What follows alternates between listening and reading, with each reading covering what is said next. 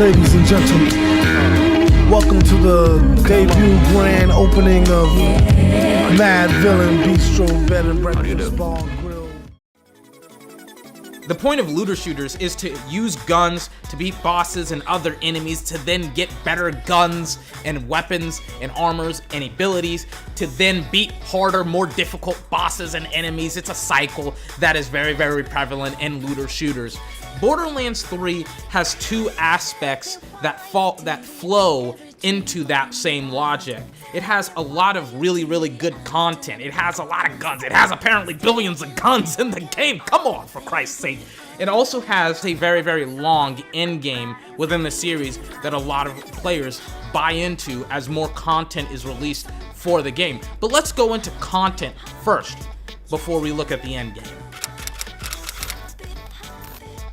In looter shooters and MMO light-based games, one of the most important aspects of the game is if the content is varied, and is there a lot of the varied content. Because players will grind for hours and hours and hours through repetitive and monotonous gameplay to get a certain level, a certain piece of equipment, a certain armor, a certain ability, all so they can do it again to get more loot and gear. That's the whole concept of an MMO light-based game and looter shooters. Borderlands is a series that is known for having a lot of this content. And most importantly, with Borderlands 3, it has a lot of varied content in it as well. Let me talk to you about the guns here. There are over 1 billion guns in the game. Or at least there's probably going to be 1 billion guns in the game. How do I know this? How do I think this? Well, for starters, there's a trailer that says they have 1 billion guns, but don't take their word for it, especially when it's a trailer. It's all hype. Let's look at something a little bit more concrete here.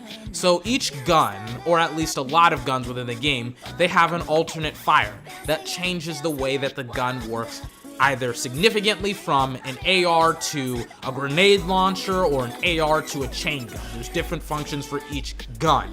And with one gun I just mentioned, you have 2 alternate fire modes that change it from a rifle to a grenade launcher to a chain gun. There's also guns that have different elemental attacks. So it can go from a shotgun that fires basic rounds to one that fires electrical rounds to one that fires radiation rounds, one that fires poison rounds.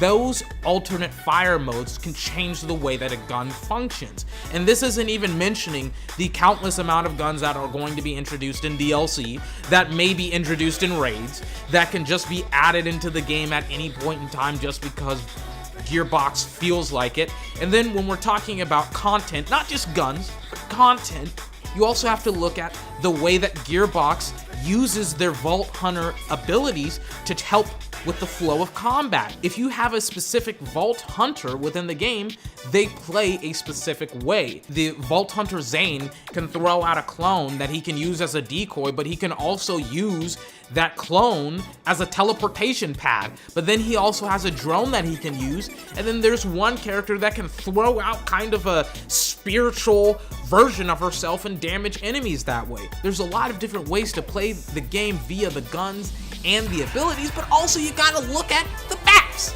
They got a lot of maps in the game because they just don't operate on Pandora now. You're not just playing on Pandora. Now you're going off-world. You got a spaceship now. You got stuff to do on other planets.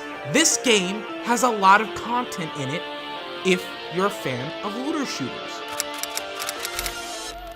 The content at the end of the game matters. At a certain point of the game, you'll reach the end game. Either you're gonna finish the main story, or you're going to achieve a certain level. I can't speak for Borderlands 3, because I don't necessarily know the end game, because not a lot has been said about the end game, but I can certainly speak on Borderlands 2, because of all of the in-game content that has come in the form of DLC. With some of the DLC packs, it adds on 20, 30, 40 hours of additional gameplay. On HowLongToBeat.com, the longest amount of time that you can spend in the game is around 310 hours and 37 minutes as a completionist at a leisurely pace. And when we look at all of the DLC that is found in Borderlands 2, we're talking about multiple DLC packs, story packs of course, multiple cosmetic effects, multiple different headhunter packs, and multiple different class packs.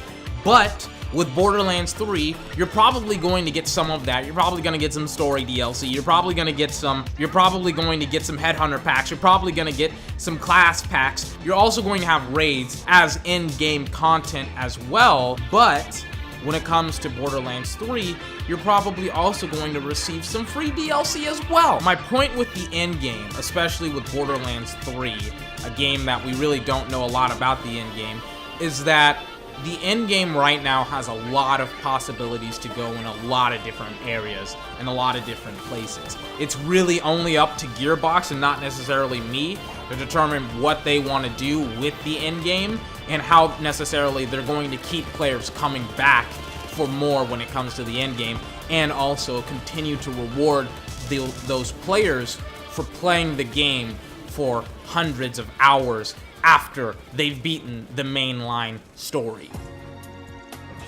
I said at the beginning of this year that this would be one of the best years for single-player first-person shooters, and I think Borderlands 3 will contribute to how good of a year this year will be. But I'm not a big fan of looter shooters and MMO light-based games, so Borderlands 3 doesn't necessarily appeal to me as strongly as, for instance, a Rage 2 or a Doom Eternal. But most importantly, I think that the game is a good game despite it not appealing to me. If you like looter shooters, if you like MMO light-based games, and if you like the Borderlands series, I think you'll like this game a lot. Don't let me piss on your bonfire. If you do want to go exploring in the world of Pandora and the surrounding planets around it, I do think you'll have a fun time.